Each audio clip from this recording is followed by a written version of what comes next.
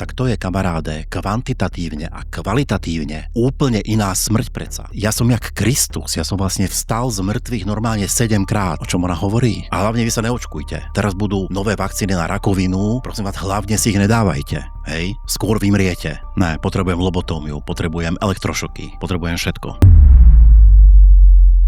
Vážení priatelia, pred pár dňami na mňa vyskočila Helena Houdová, čo je taká bývalá miska, playmate alebo čo, a dneska je to vlastne EZO koučka, ktorá vás prevádza životom ako všetky tie koučky, a tým, že je vlastne EZO, tak vlastne vždycky, keď chcete koučku, tak je potreba mať EZO koučku, pretože oni vidia vlastne za hranice toho, čo vidíme my, obyčajní smrteľníci.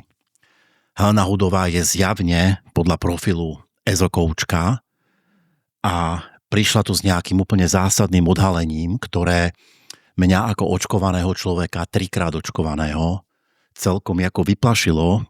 Videl som začiatok videa, tak poďme si ho pozrieť celé. Poďme si ukázať teda, čoho sa na nás dopustili počas covidu, a vyzerá, že to bude veľké. Mám tu tablet, púšťam, ideme na to. Ahoj moje česká milovaná rodinko, moc vás zdravím z Bali. Chci s vámi sdílet pro mě velmi silný příběh a zároveň tady otevřít prostor pro osobní a i kolektivní zahojení a poléčení. Začíná to super. Budeme kolektívne zahojení a poléčení. To znie dobre. Snad tam nebudú nejaké dramatá. Fakt som očkovaný a fakt mám strach, čo sa teraz dozviem. Tématu, který je pro mě teď momentálně velmi živý. V Americe probíhá slyšení Fauciho a vychází na povrch.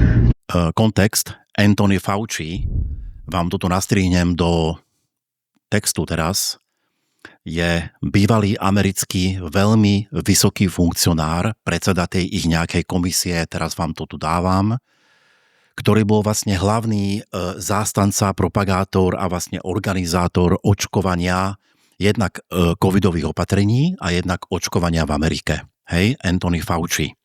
Pamätajte si to meno. Je pravda, že beží s ním proces, každopádne to sa teraz všetko určite dozvieme, keďže ona tomu rozumie zjavne. Vraj tam vyplávali nejaké, teda tu som mu prerušil, nejaké zásadné informácie, tak teda poďme si ich vypočuť. Pravda o tom, jak jsme jako lidstvo byli zmanipulovaní a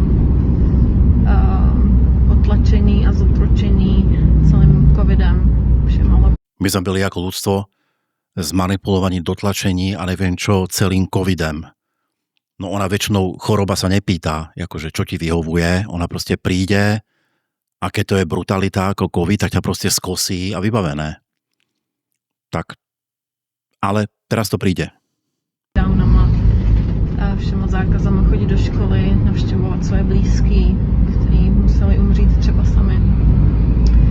Ukazuje se, jak vědomně a záměrně byla do světa vpuštěna genová terapie, ne vakcína, která... Ne vakcína, ale genová terapie? Všetci významní doktori, niektorých poznám osobne a ďalších síce nepoznám osobne, ale majú moju plnú dôveru, sa teda pletú. Koučka Helena Houdová teraz povedala, že to je vlastne DNA terapie. Nehovorila to tá Peková tuto v Čechách také niečo? Tu myslím zbavili svojprávnosti, či pečiatky, či niečoho, alebo všetkého. Už neviem, jak to je presne s ňou. Radšej. Způsobuje nemoce, která způsobuje obrovský procento potratu. Vakcína, a.k.a. genová terapie, spôsobuje nemoci a obrovské procenta potratu. Teraz určite prídu nejaké tvrdé dáta, ktoré to akoby podporia, verím tomu. To by určite nehovorila len tak. A ja si hovorím, že mám jediné šťastie, že som tú rakovinu mal vlastne pred prvým očkovaním, pretože mať ju vlastne po, tak v podstate som medzi tými, koho skorila vakcína tým pádom. A já jsem byla v kuchyni se svým 15letým synem a bavili jsme se o tomhle. On se na mě otočil a řekl mi: mami, děkuju, že si nás ochránila. začaly téct slzy. Predpokladám, že ochránila, že ich nedala zaočkovať asi. Je to diskutabilné, ale chápem, že v jej svete je to ako záchrana, to je jasné, určite. Dobre, a teraz prídu tie dáta. Teraz príde to vysvetlenie. Ale nebyly to slzy štěstí. Byly to slzy za to, že cítím bolest všech, kteří byli tady toho součástí, ať už... Áno. Bolesť byla, na Slovensku zomrelo na COVID 22 000 ľudí. A keby sa rešpektovali opatrenia a keby sme neboli taký tupý národ, ktorý proste sa v najväčších covidových vlnách proste zhromažďoval a politici opozície tam vykrikovali proste rúška dole a tých penzistov tam vozili na tie námestia, aby stáli 20 cm od seba v najväčšom covide, tak možno by to bolo menej. Samozrejme, bohužiaľ, toto už nikdy nikomu nedokážeme, hej? Že okolko 1000 ľudí to je viac, pretože sme proste boli Slováci, hej? Pozrieme sa na úmrtnosť v Švédsku alebo v nejakých civilizovaných krajinách trošku, hej? Kde tá populácia všeobecne má mozog, má väčšiu vzdelanosť a menej verí konšpiráciám. O tom všetko sú tvrdé dáta, hej?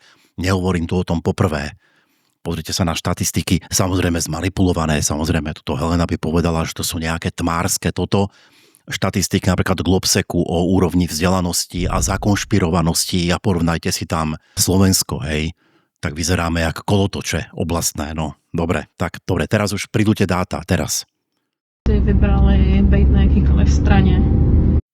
Niektorí si vybrali bejt na strane, že zomreli v nemocnici na to. Osobne naši rodinní kamaráti. A na smrteľnom lôžku lutovali, že nie sú zaočkovaní. Hej, ty, expertka jadrová. A chtěla bych, abychom si odpustili. Je to moje velké přání. A začnu s sebou. Ja by som vám neodpustil. Keby to bolo možné vyšetriť, čo všetko spôsobili títo konšpirátori za škody, koľko smrtí. Dneska vidíme Ameriku, keď tam ten dement Kennedy musel ako absolútny antivaxer pripustiť, že to očkovanie asi k niečomu bude, lebo začali tam zomierať deti na choroby, ktoré boli dávno potlačené vďaka očkovaniu, hej. A tento tmár proste z 18. storočia, alebo akého, ktorý bol proti očkovaniu, musel otočiť. Takže ja by som vám neodpustil a ja by som naozaj, keď to raz pôjde zmerať, tak mali by ľudia, ktorí za to môžu, ktorí kvôli politickým bodom lacným vlastne do vás tlačia tieto idiotiny, tak by mali normálne zhniť base. Môj názor, hej? Odpouštím si, že jsem nebyla víc slyšet, že můj hlas nebyl silnější. Ježišmaria, ešte takto. Odpouštím si, že jsem v tu chvíli nevěděla, že nemůžu nikoho jiného zachránit. Že teraz prídu tie argumenty. Fakt, verte mi, teraz to príde. Můžu pouze dávat větší a větší svobodu každému jednomu z nás. Teraz to príde. A vytvořit si v životě to, co je důležité pro cestu jeho duše. Teraz to príde. Odpouštím si, že jsem skočila na jejich techniku a taktiku rozdělit nás na nepřátele. Očkované, neočkované, my, oni. Nejstarší trik. Hej, ty triku. Všeobecne sú infekčné choroby napríklad, keď tí ľudí naozaj tak izolujú, že vyprázdnia v nemocnici celé poschodie, aby ten pacient bol izolovaný. Podľa tejto logiky vlastne prečo to robia? Prečo oni tých, čo majú africkú chrípku alebo čo to je, prečo oni tých ľudí izolujú? Veď oni z nás robia, že oni a my, Pane Bože. To je nespravodlivé. Normálne ich pustíte medzi ľudí na budúce. Medzi vás hlavne medzi vás, hej.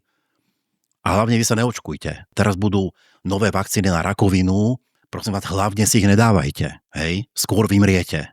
Z nejstarších knih, jak vyhrát válku, rozdělit svýho nepřítele na 2 tábory.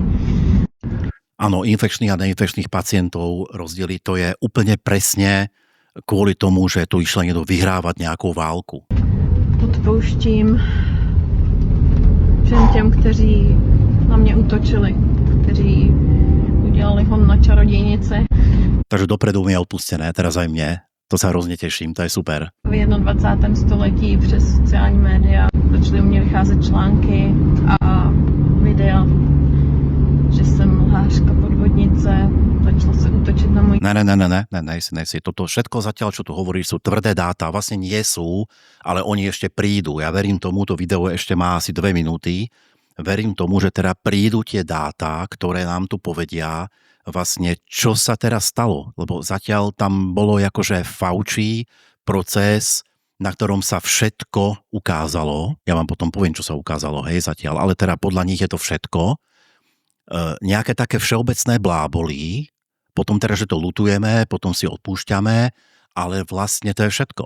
Akože tam nebylo jediné, čo sa teraz stalo? Ten COVID si vymyslel niekto? Alebo bolo tam, že tie vakcíny sú vlastne DNA modifikácie, ale to sa normálne priemerného doktora, spýtajte na to, si nájdete tisíce podcastov s normálnymi príčetnými ľuďmi, ktorí vám to vyvrátia za 20 sekúnd. Ako na Slovensku hlavný človek, propagátor očkovania, ktorý osobne zaočkoval tisíce ľudí na, myslím, nejakom športovom štadióne v Bratislave.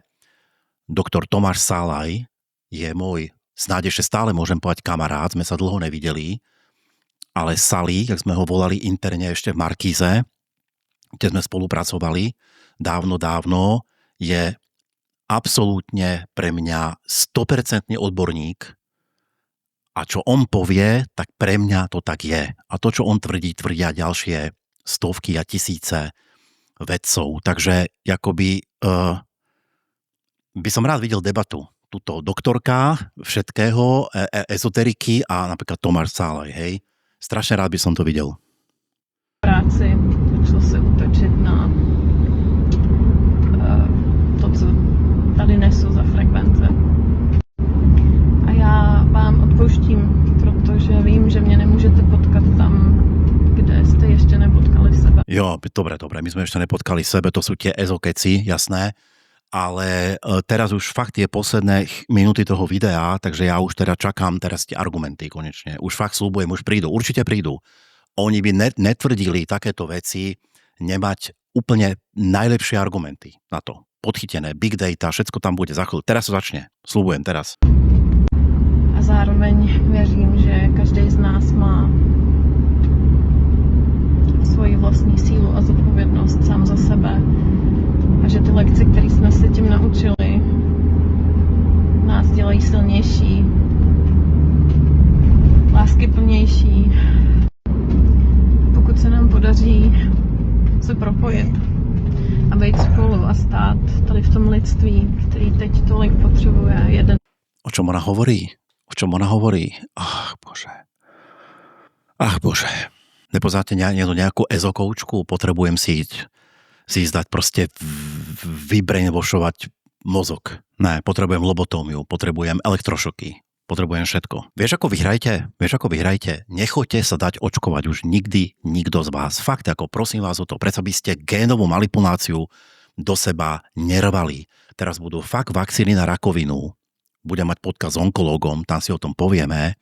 To je vlastne tiež šarlatán, taký onkológ, hej. On vám si vymysleli rakovinu a teraz za ňu vymysleli vakcíny, aby vás proste oblbli. Nerobte to pre Boha, nechoďte sa očkovať. Normálne radšej zdochnite neočkovaní.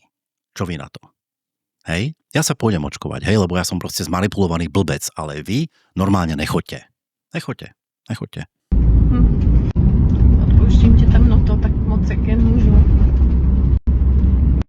Já to musím dohrát z vystoupení a znovu nastoupení do auta. Já jsem... Taká milá holka to vyzerá, že je škoda, že je taká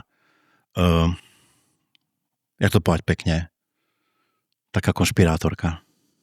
Natočila písničku a jeden z veršů je tam: staré se hroutí a kroutí a bije.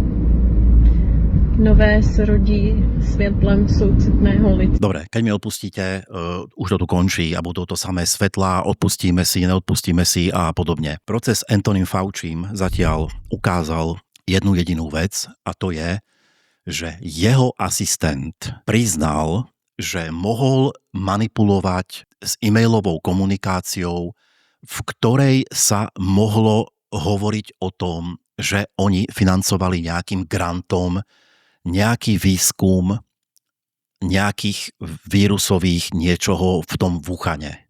Hej? Celá dezoscéna z toho robí, úplne majú ruju, že tak teraz sa to ukázalo, tak by sme mali pravdu. Akože tam je možno. Takže keď to všetko obrátim, že sa potvrdí, že niekto z Američanov niekedy financoval nejaký výskum vo Wuhane, tak ja sa pýtam, akože a čo?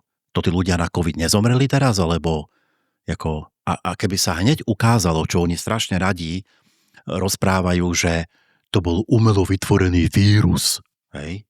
A ja sa pýtam, dobre, keby sa to hneď preukázalo, bude teraz rok nejaké súdy, 2, potom niekomu dajú doživotie, ten sa zlakne a aby teraz doživotia dostal len 5 rokov, tak povie, áno, bol to proste umelo vytvorený vírus vo Wuhane. Ja sa pýtam, čo presne to zmení? Akože, čo sa stane proste? Chápete? Čo ako tých 22 000 mŕtvych si teraz povie zahrabaných pod zemou alebo niekde spopolnených, že kámo, no tak ako super, tak ako my sme nezomreli vlastne na vírus, ktorý vznikol, neviem, z opice, potkana, neviem z čoho, ale my sme zomreli na vírus, ktorý umelo vytvorili nejaké veci a ktorý im unikol z laboratória. Tak to je, kamaráde, kvantitatívne a kvalitatívne úplne iná smrť predsa.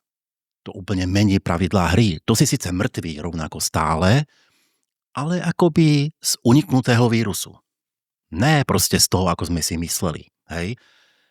Do srandy, hej? Takže akoby čo? Toto sa zistí a teraz kto mal pravdu? V čom ste mali pravdu? Akože, Pane Bože, ako to je celé? Ako nič lepšie tam není?